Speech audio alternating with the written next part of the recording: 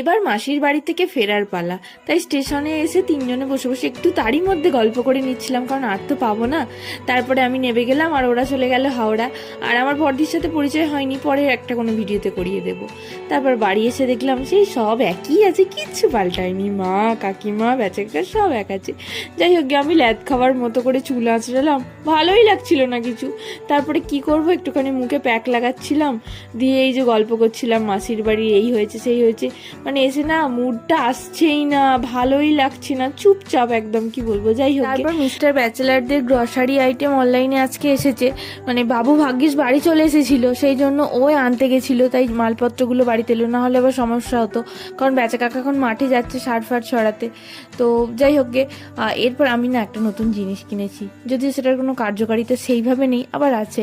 আমার অনেক দিনের ইচ্ছে ছিল এইটা কেনার, ফ্যান, একটা মিনি ফ্যান, কি সুন্দর তাই না?